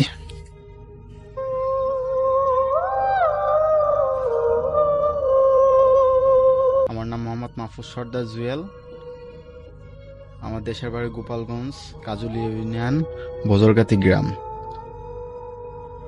এক সময় আমার এক ফ্রেন্ড, আমরা 4টা ফ্রেন্ড একসাথে মিলে পূজা দেখতে যাই। তো ওই জায়গার নাম বজরগাতি বাজনিয়া। তো ওই জায়গায় কিছু খোট বসে, মানে টাকা দিয়ে মানুষ পাশা খেলে, এরকম কিছু খোট বসার পর ওই জায়গায় আমরা খোট খেলাইতে যাই। তো আমরা ছোট মানুষ, ওই জায়গায় গেছি, অনেক নাচ হইতেছে, গান হইতেছে, শুনতেছি, পূজা করতেছে, দেখতেছি। ওই জায়গায় যাইতেছি, যাওয়ার পরে আপনার যে কিছু প্রসাদ দিতেছে তাই খাইতেছি। খাওয়া দাওয়া শেষ, সবকিছু আমরা অনেক আনন্দ ফুর্তি করছি, ঢোল টোল বাজাইতেছে, সবকিছু করে টরে যখন কিনা রাত 11:30 একটু বেশি বাজবে এরকম সময় আমরা রওনা দিই বাড়ির দিকে। 4টা ফ্রেন্ড আমরা, মোহাব্বত, নিজাম, পরে আপনার ছিল আপনার ওই যে নাইম ভাই। তো নাইম ভাই আমাদের 1 ক্লাস সিনিয়র। তো আমরা এই 4 জন মিলে যাইতেছি। যাওয়ার পরে তো হাঁটতেছি। তো একজনের বাড়ি দক্ষিণ পাড়া, একজনের বাড়ি পূর্ব পাড়া, একজনের বাড়ি পশ্চিম পাড়া। তো আমার ছিল পশ্চিম পাড়া, আর ওই যে সিয়ামের ছিল পশ্চিম পাড়া। মানে আমরা 4টা ফ্রেন্ড। আচ্ছা, 4 জনের মধ্যে 2 জনের বাড়ি ছিল পশ্চিম পাড়াতে। হ্যাঁ, আমার আর ওই সিয়ামের। তো আমরা যাইতেছি, যাওয়ার পরে যাইতে তো ওদের বাড়ি সবাই ক্লোজ হয়ে গেছে মানে ওরা ওদের বাড়ি চলে গেছে। তো আমরা আসতেছি আমাদের বাড়িতে আসার পরে তো আমাদের বাড়িতে ঢোকার আগে তো ও বলতেছে যে দেখ ওই সামনে তো একটা নাম আছে রিজালের ভিটা। আচ্ছা, ওই জায়গা খুব ভয়ানক, ওই জায়গায় পার হইতে আপনার 3 থেকে 4 মিনিট টাইম লাগে। তো ওই জায়গা আমরা যাইতেছি, যাওয়ার পরে ও বলতেছে দেখ ওই জায়গা তো অমুক লোক মারা গেছিল, ওই জায়গা তো অনেক ভয়ানক অবস্থা, তুই যাবি কিনা। আমি বলতেছি এখন কি করব। তা আমরা ওই জায়গা সাধারণত স্মোক করতেছি। তো 1 প্যাকেট সিগারেট কিনছি, সিগারেট কেনার পরে সবাই খাওয়া দাওয়া শেষ, আর 2টা সিগারেট আছে। তো ও এমন কিছু ভয়ানক ঘটনা বলতেছে, দেখ আমার অনেক ভয় করতেছে, আমি কিভাবে ওই জায়গায় যাব, আমি যাইতে পারবো না, ওই জায়গায় অনেক লোক মারা গেছে। তো আমি চিন্তা করতেছি যে কি করবো। ওর ওই কথা শুনে আমার লোম খাড়াই গেছে, যে আমি মানে বুঝতে পারছি না। তারপর মনের একটা সাহস দিতেছি ওরে যে দেখ সমস্যা নাই, গেলে আর কি হবে, অনেক রাত হয়েছে, এখন আমাদের কাছে টেলিফোনও নাই যে কেউ ফোন দিয়ে বলবো যে আমাদের এসে নিয়ে যাওয়ার কথা, কেউরই বলতে পারতেছি না। তো আস্তে আস্তে যাইতেছি। তো সিগারেট 2টা ছিল, আমার ভয়তে 2 জনে মিলে সিগারেট খেয়ে ফেলাইছি। হাতে কাঠি ছিল, কাঠি জ্বালাইতেছি, মেন রাস্তা দিয়ে যাইতেছি। যখন কিনা আমরা আমাদের বাড়ির রাস্তায় ঢুকার পরে আস্তে আস্তে যাইতেছি। তো ওই যে রিজালের যে ভিটা, ওই জায়গায় আমরা দেখতেছি প্রচুর পরিমাণ বন জঙ্গল। তো ওই যে কথা শুনছি, এর আগেও গেছি, কিন্তু এতটা ভয় আমি কোনোদিন পাইনি। সাধারণত 10টা 9টা বাজে সবাই যায়। তো ওই সময় বেজে গেছে রাত আমরা 12:30 মতন বাজে ফিরতে।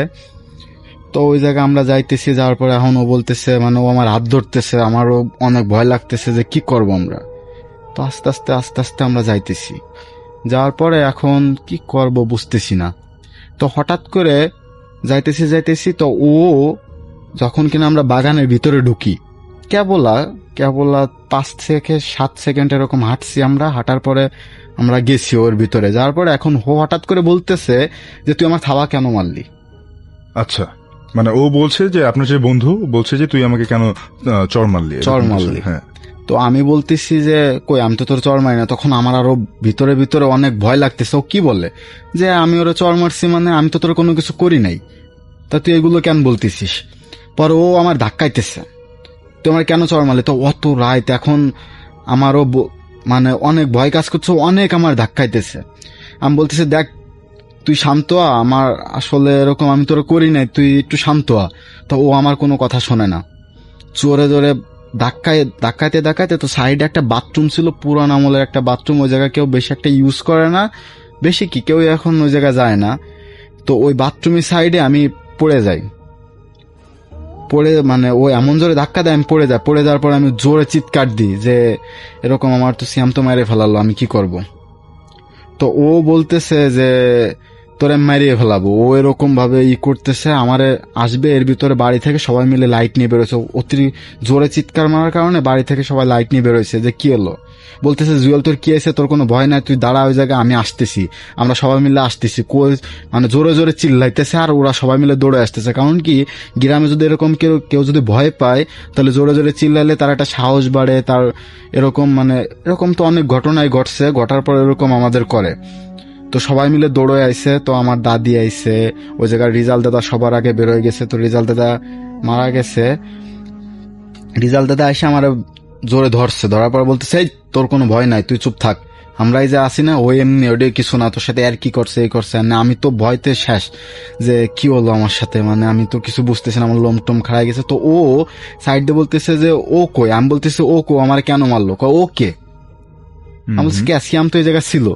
পরে বলতেছে যে সিয়াম কো। পরে দেখতেছে সিয়াম সাইডে মানে জঙ্গলের ভিতরে ও বেহুশ হয়ে পড়ে রয়েছে। তো ও বেহুশ হয়ে পড়ে রয়েছে। এখন আমি আর অত দিকে তাকাইতেছি না, আমার সবাই মিলে বাড়ি নিয়ে গেছে। পরে আমি শুনি যে ওই জায়গায় বেহুশ হয়ে পড়েছিল। পরে আমার বাড়ি নিয়ে যাওয়ার পরে ওই তার 3 থেকে 4 দিন পরে ওর ঘাড়ে নাকি জেন আসে। তো আমরা সবাই মিলে যাই ওই জায়গায়। যাওয়ার পরে এখন ও খালি আমিও যখন ওই জায়গায় যাই তখন ও শুধু আমার নাম ধরে গালিগালাজ করতেছে যে তোরে মেরে ফেলাবো, তোরে খুন করবো, তোরে আমি বলছিলাম তুই আমার নিয়ে যাস না, তুই আমার কেন নিয়ে গেলি, এরকম ভাবে আমার বারবার বলতেছে। তো আমার ভিতরে তো অনেক ভয় কাজ করতেছে যে আসলে কি হলো ঘটনাটা। আমি করলাম কি, মানে ওই জায়গায় কিছু না বলে আমি চলে আসলাম। চলে আসার পরে নাকি শুনলাম ওর গাড়ি যে নাইছে হুজুর এসে ছাড়াইছে, নাকি ছাড়াইতে পারি নেই এরকম কিছু। তো ও 7-8 দিন ধরে ওইতে ঘর থেকে বেরোয় না বেরোনোর পরে এখন আমি তো বাড়ি রয়েছি, আমারও বাড়ির থেকে বেরোইতে দিতেছে না। তো রাত্রেবেলা আমি ঘুমাইতে পারি না, আমি চিৎকার করি। মানে ওই যে একটা ভয় আমার ভিতরে কাজ করতেছে যে আমি কি করলাম, আমার আসলে আসা ঠিক হয় নাই। মানুষের চোর চলে গেলে বুদ্ধি যোগায়, ওরকম আমার মানে ভিতরে ভয়। তো 7 থেকে 8 দিন পরে তার হঠাৎ করে সকালবেলা শুনতেছি যে ও নাকি ওই যে পুরোনো টয়লেটের কথা বললাম, ওই টয়লেটের উপরে নাকি ওই শুয়ে রয়েছে। মানে রাত যখন 1-2টা বাজে তখন ওর মা জোরে জোরে চিৎকার করে বলতেছে যে আমার সিয়াম কই, আমার সিয়াম কই, এরকম জোরে জোরে চিৎকার মারতেছে। তো আমরা সবাই মিলে গেছি ওই জায়গায়। জোরে চিৎকার মারলে গ্রামে আসলে সবাই মিলে একসাথে আসে, একটা জোট আছে গ্রামে। সবাই মিলে একসাথে আসার পরে খুঁজতে খুঁজতে বাগানের ভিতরে আমরা পাই ওই টয়লেটের ভিতরে দেখি যে শুয়ে রয়েছে। তো ঘটনা হয়েছে কি, ওর মা পরবর্তীতে বলো ও নাকি রাত 1-2টা বাজে ও বলতেছে যে যখন দরজা খুলছে তখন ওর মা বলতেছে যে কি ব্যাপার তুই দরজা খুলতেছিস কেন। তো ও বলতেছে মা আমি একটু পুশ আপ করতে যাবো।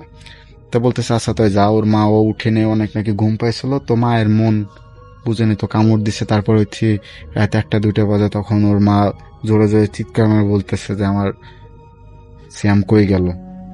পরে দেখে ওই জায়গায় যাওয়ার পরে এখন হুজুর আনার পরে ওর বিহুশ, ওর হুশ করে, ও তো অজ্ঞান হয়ে গেছে। ওর হুশ করা হওয়ার পরে তার মানে মোটামুটি ওই জায়গা সুস্থ, কারোর সাথে কথা বলে না। ও কিরম যেন একটা মানে নিজে একলা থাকতে পছন্দ করতেছে। আস্তে আস্তে একলা থাকতে হঠাৎ করে একদিনকে দেখি ওর হাতটা মানে এরকম মানে চারি সাইড দিয়ে আঙ্গুল এরকম বেঁকা হয়ে গেছে, ও ভালো করে হাঁটতে পারে না। হাঁটতে না পারার পরে যখন কিনা ওরকম ঘটনা ঘটতে থাকে যে ও হাঁটতে পারতেছে না, ভালো করে বেঁকা হয়ে হাঁটতেছে, একটার পর একটা ওর জীবনে খালি দুর্ঘটনা ঘটতেছে। তারপরে আমি তো মানে ভয়তে শেষ যে কি হয়েছে আমার না জানি হয়। আমার দাদু আমারে গালিগালাজ করতেছে যে তোরে বলছি যে তুই পূজা দেখতে যাবি না, তুই তারপরে গেছিস, এখন কি হবে তুই তাই বল। তা আমি বলতেছি যে দাদু এখন কি হবে, আমি তো কিছু বলতে পারি না আমার দাদু আমার বকাঝকা করে বলতেছে তুই আর কোনোদিন যাবি না। তা আমিও বলছি আমি আর কোনোদিন যাব না। তো তার আর কিছুদিন পরে ওর যখন পুরোপুরি খারাপ অবস্থা, তখন আবার হুজুর এনে বলে যে ওরে আবার ঝাড়াইতেছে। তো ঝাড়ানোর পরে ওর ঘাড়ে জিন আনার পরে ওর ঘাড়ে যে জিনটা ওটা আসার পরে বলতেছে যে তুই এর ঘাড়ে কেন আসলি, কি অপরাধ করছে বাচ্চা ছেলে, তুই এরা এরকম প্রতিবন্ধী করে দিবে, ওর তো একটা জীবন আছে, তুই ওর জীবনের দিকে তাকাবি না। বলতেছে যে না, ও আমার ধ্যান ভেঙে দিছে। ওই জিনের একটা নাম বলে, নামটা আমার মনে নাই। তো জিনের বয়সের কথা জিজ্ঞেস করে, ওর বয়স নাকি 117 বছর। ও নাকি বাচ্চা, ও নাকি ধ্যানে ছিল।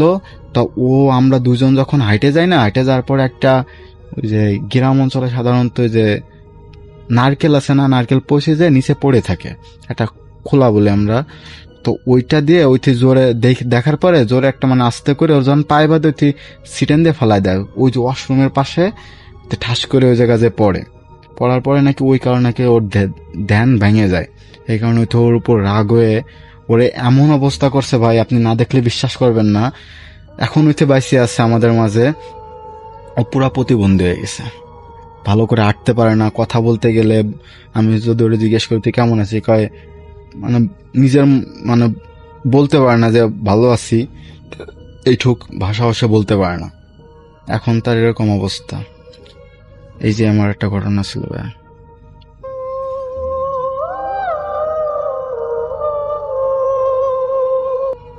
আসসালামু আলাইকুম রাসেল ভাই, ধন্যবাদ আমাকে ভূত এফএমে সুযোগ করে দেওয়ার জন্য। আজকে আমি যে ঘটনাটা শেয়ার করব, এই ঘটনাটা আমাদের একটি প্রত্যন্ত গ্রাম দিনাজপুর, আর এই গ্রামের একটি ঘটনা, আর এটা একটা মসজিদের ঘটনা, ইমাম সাহেবের। তো এই ঘটনাটা আমরা যারা মুসল্লি ছিলাম সেদিন, এই মুসল্লিরই শুধুমাত্র এই ঘটনাটা জানে, এবং তারপর আস্তে আস্তে এলাকা পুরো বিস্তার হয়ে যায় এই ঘটনাটাকে কেন্দ্র করে। রাসেল ভাই, আমি সরাসরি আমার ঘটনায় চলে যাই। সেদিনের দিনটা প্রচন্ড নীরব ছিল, মানে রাতটা ছিল অদ্ভুত রকমের আমাদের জন্য। গ্রামের ছোট একটা মসজিদ ছিল, দিনের বেলা যতটা প্রাণবন্ধ থাকে, কিন্তু রাসেল ভাই রাতের এশার নামাজের পর ততটাই নিস্তব্ধ হয়ে পড়ে। কিন্তু সেদিন ছিল একটু আলাদা, কারণ গ্রামের নতুন ইমাম সাহেব প্রথমবারের মতো তাহাজ্জুদের নামাজ জামাতে পড়ানোর ঘোষণা দিয়েছিলেন। আর সেদিন একটা অকেশন ছিল আমাদের, সেই অকেশনটা ছিল, আমরা জানি যে ঈদে মানে রমজানের আগে আমাদের কিন্তু একটা পড়ানো হয়। তো ওইখানে সবাই ভাবলো যে আজকে সবাই, ইমাম সাহেব বললো যে আমরা সবাই আমল করব, আমরা তাহাজ্জুদের নামাজও আমরা জামাতে পড়বো আজকে।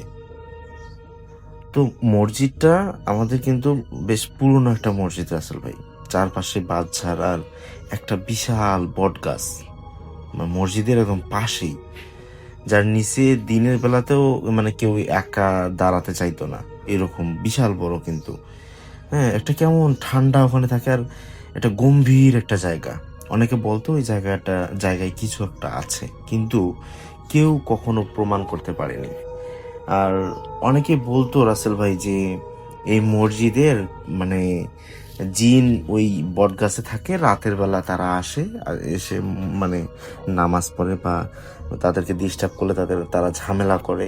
এই বট গাছটা থাকতো, এই বট গাছ একবার কাটতে নিছিল, কিন্তু পরে ওই ব্যক্তির হাত নুলা হয়ে যায়, মানে হাত অবশ পঙ্গু হয়ে যায়। তারপর থেকে আর কোনো এইরকম সাহসটা কেউ করতে পারে নাই। তো রাসেল ভাই অনেক মানে রাত প্রায় সেদিন 2টা, একদম কুয়াশা ধীরে ধীরে নেমে আসছে মসজিদের ভেতরে। 8-10 জন মুসল্লি এসে দাঁড়িয়ে আছে। তো ইমাম সাহেব ছিলেন অল্প বয়সী, আর উনি শান্ত স্বভাবের মানুষ ছিলেন। মাওলানা, ওনার নাম ছিল মাওলানা কাদের, ওনার নামই এটা ছিল। তো তিনি তাকবীর দিলেন যে আল্লাহু আকবার বলে, সবাই নামাজে দাঁড়িয়ে গেল। জামাতে আজকে তারা মানে পড়বে তাহাজ্জুদের নামাজ। প্রথম রাকাত স্বাভাবিকভাবেই চলছিল, কিন্তু রাসেল ভাই দ্বিতীয় রাকাতে ঢুকতেই হঠাৎ করে ইমামের কণ্ঠ বদলে যেতে শুরু করলো। শুরুতে মনে হচ্ছিল কণ্ঠটা একটু ভারী হয়ে গেছে, কিন্তু কিছুক্ষণ পর সেটি একেবারেই অন্যরকম হয়ে গেল, গভীর কর্কশ আর অদ্ভুত রকম ভাঙ্গা ভাঙ্গা। তো মুসল্লিরা একজন পাশের একজনকে ধীরে বলল যে ইমাম সাহেবের কি হয়েছে, তিনি এরকম মানে নামাজ উনি ভেঙেই কথা বলছেন, কিন্তু নামাজের মধ্যে কেউ কথা বলার সাহস পেল না। হঠাৎ ইমাম সাহেব এমন কিছু আয়াত পড়তে শুরু করলেন যা কেউ মানে চিনতেই পারছিল না। মনে হচ্ছিল যে এটা কি পড়তেছে, কোরআন থেকে পড়তেছে না কোথা থেকে পড়তেছে। ওনা হাফেজ ছিল, তিনিও চিন্তা করতেছেন যে কোথা থেকে তিনি পড়তেছেন। তো শব্দগুলো ছিল অদ্ভুত, যেন আরবি না আবার পুরোপুরি অন্য কিছু, মানে এরকম মনে হচ্ছিল। তো মসজিদের ওই সময়টা একটা বাতাস ভারী হয়ে উঠলো, অন্ধকার, শুধু তার আওয়াজটা মানে শোনা যাচ্ছে, তার কণ্ঠটা। উনি কিন্তু বলছিলেন আসলে ভাই যে আমরা তাহাজ্জুদের নামাজের সময় আমরা রুমের মানে মসজিদের লাইটটা অফ করে তাহাজ্জুদের নামাজ পড়বো, তাহলে আমাদের আমল আখলাক খুব ভালো হবে, আল্লাহর কাছে দোয়া ভালো করে করতে পারবো, এটা উনি বলছিলেন। তো মানে হঠাৎ করে আশপাশ পুরো শুনশান হয়ে গেল। একজন বৃদ্ধ মুসল্লি নামাজ ভেঙে ফেললেন। তিনি তাকিয়ে দেখলেন যে ইমাম সাহেবের শরীর কাঁপছে আর তার চোখ দুটো পুরো সাদা হয়ে গেছে। তিনি হট করে চিল্লায় বললেন যে আমাদের ইমাম সাহেবের তিনি আর ইমাম সাহেব নেই, তিনি অন্য কিছু, আপনারা সবাই তাকিয়ে দেখেন। মানে চিল্লা বলছে উনি ইমাম সাহেব নেই, হ্যাঁ উনি অন্য কেউ, এটা বলতেছে। তো উনি লা ইলাহা ইল্লাল্লাহ পড়তে পড়তে তিনি পিছাই গেলেন। ঠিক তখনই ভয়ঙ্কর একটা ঘটনা ঘটলো। মসজিদের সব লাইট তো নিভিয়ে দেয়া আছে আগের থেকে, চারপাশে সম্পূর্ণ অন্ধকার, কিন্তু অন্ধকারের মধ্যেও দেখা যাচ্ছিল ইমাম সাহেবের শরীর যেন হালকা লালচে আলোতে জ্বলছে। তিনি রুকুতে না গিয়ে সোজা মানে দাঁড়িয়ে মাথা কাত করে এমন ভাবে তাকিয়ে আছেন যেন কারোর সাথে কথা বলছেন, এরকম একটা অবস্থা। তার মুখ দিয়ে ভেসে আসছিল অন্য একটা কণ্ঠ। এই জায়গা আমাদের বহু বছর ধরে, মানে নামাজ পড়তে পড়তে হঠাৎ এই কথা বললেন যে এই জায়গা আমাদের বহু বছর ধরে, এই কথা বলছে। তো মুসল্লিরা আতঙ্কে ছুটে বেরোতে চাইলো যে, কিন্তু ওই সময়টা কে বা কারা না কি ঘটনা রাসেল ভাই মসজিদের বাইরের দরজা কে জানি লক করে দিয়েছে, নাকি এখানে তো লক করার কোনো প্রশ্নই আসে না, কেউই করতে পারে না, অটোমেটিক্যালি কিভাবে লক হয়ে আছে। তো মানে ওখানে অনেক ধাক্কাধাক্কি শুরু করলো মসজিদে যারা মুসল্লি ছিল, কিন্তু ইমাম সাহেবের এই অদ্ভুত আচরণ, কথাবার্তা, তার মাথায় এক কাত হয়ে মানে কি সব উদ্ভট আচরণ করতেছে, সবাই কাঁদতে শুরু করে। এই সময়টাতে একজন যুবক ওখানে ছিলেন যিনি হাফেজ, আমি বললাম যে উনিও বুঝতে পারছিলেন না যে কোরআন থেকে তেলাওয়াত করতেছেন না কোথা থেকে করতেছেন। সেই যুবক কি করলো, কোরআনের দৌড়ে গিয়ে মসজিদ থেকে একটা কোরআন শরীফ নিয়ে সে উচ্চ সুরে সূরা জিনটা তেলাওয়াত করা শুরু করে দিল, উচ্চ সুরে। তখন ইমাম সাহেব আচমকা মাটিতে পড়ে গেলেন, কিন্তু তার শরীর থামলো না, মাটি থেকে কয়েক ইঞ্চি উপরে মানে তাকে ভাসতে দেখা যাচ্ছে। এটা দেখার পর তো সবাই আর বাকি নেই কারো বোঝাচ্ছে ইনি যে জিনের আসর করছে, এটা আর বোঝার কারণে একজন চিৎকার করে উঠলো, জিন ধরছে, হুজুরকে জিন ধরছে, এরকম বলছে। তো মসজিদের ভেতর তখন যেন ঠান্ডা হাওয়া ঘুরে বেড়াচ্ছে, কারো শ্বাস নিতে কষ্ট হচ্ছিল। একজন মুসল্লি হঠাৎ মাটিতে পড়ে অজ্ঞান হয়ে গেল। হঠাৎ করে দরজাটা নিজে থেকেই খুলে গেল, সবাই এক দৌড়ে বাইরে বের হয়ে গেল, কিন্তু একজন ভিতরেই থেকে গেল। আর সে ছিল সেই যুবক যে সূরা জিন তেলাওয়াত পড়ছিল, সে থামেনি। তারপর আয়াতুল কুরসি পড়া শুরু করলো। পড়তে পড়তে সে ইমামের দিকে এগিয়ে গেল। তার কণ্ঠ কাঁপছিল, কিন্তু সে পড়তে পড়তে ইমামের কাছে গেছে। খুবই সাহসী ছিল ও। হঠাৎ ইমাম সাহেব শরীর জোরে মাটিতে পড়ে গেল, এক বিকট চিৎকার, যেন মানুষের না অন্য কিছুর। তারপর সব শান্ত, লাইট আবার জ্বলে উঠল। যুবকটা হাঁপাতে হাঁপাতে দাঁড়িয়ে আছে, ইমাম সাহেব অচেতন। পরদিন সকালে যখন হলো, ইমাম সাহেবের জ্ঞান ফিরে এলো, কিন্তু তিনি কিছুই মনে করতে পারছিলেন না। শুধু একটা কথা বারবার বলছিলেন যে ওরা ছিল অনেকগুলো, ওরা বলছিল এই মসজিদ আগে তাদের জায়গা ছিল, মানে এরকম বলছে নাকি তাকে, সেটা আমাদেরকে বলছেন। কিন্তু উনি যে এই ঘটনাগুলো ঘটাইছেন উনি কিছুই ওনার মনে নেই। পরে গ্রামের লোকজন পরে জানতে পারে যে অনেক বছর আগে ওই জায়গায় একটা পুরনো বাড়ি ছিল যেখানে নাকি অদ্ভুত সব ঘটনা ঘটতো। এটা আবার আমাদের জলিল চাচা অনেক বয়স্ক, তাকে যখন এটা জিজ্ঞেস করা হয় যে এরকম ঘটনা ঘটলো, তখন তিনি এই ঘটনার পরে সেটি ভেঙে মসজিদ তৈরি করা হয়। এলাকার মাতব্বররা সবাই মিলে বলছিল যে এখানেই মসজিদ হবে, আপনি বাড়িটা সরান এখান থেকে। ওদের কাছ থেকে জোর জবরদস্তি করেই মোটামুটি নেওয়া হয়েছিল জায়গাটা আর কি। ওনারা ছাড়তে চাইছিল, বলছিল ভাই আমার মাতৃভূমি, আমি এখানেই থাকবো, আর বাপদাদা এই জমিতেই থাকছে, তোমাকে ভালো জমি দিচ্ছি তাও দেও। তা ওইরকম কথাবার্তা বলে কেমন কি ফালায়, পরে আর কি ওই জমিটা মসজিদের নামেই দেওয়া হয়েছিল। কিন্তু রাসেল ভাই, এই ঘটনার পর থেকে ওই মসজিদে কিন্তু একা কেউ আর নামাজ দিতে চায় না। দেখা গেল যে পরে যিনি মুয়াজ্জিন ছিল উনিও কি করেন, আজান দেওয়ার আগে ওনার একটা করছেন যে 2-3 জন তার সঙ্গে আসা লাগবে, কোন কোন মুসল্লি আসবেন, এটা সপ্তাহে ভাগ হয়ে যেত। 2-3 জন মিলে এসে তারপর তারা আজান দিতেন। কারণ এই ঘটনাটা খুবই একটা মর্মান্তিক, কেউ একা ওখানে আর থাকতে চায় না। আর তাহাজ্জুদের সময় হলেও এখন ওই মসজিদে সবাই ভয় পায় যে তাহাজ্জুদে আবার আসবে নাকি। তো রাসেল ভাই, এটাই ছিল ঘটনা। এই ঘটনাটা কিন্তু আমাদের এই এলাকার প্রচণ্ড, দিনাজপুরের এই প্রত্যন্ত গ্রামটা আমাদের যে আছে, এখানে একদম খুবই বিরল। এই ঘটনা সবাই জানে, সবার মুখে মুখে ছড়ানো আছে। আপনারা সত্যতা জানতে চাইলে এখানে আসে খোঁজ নিলে আপনারা জানতে পারবেন। এটাই ছিল ঘটনা রাসেল ভাই। আল্লাহ হাফেজ।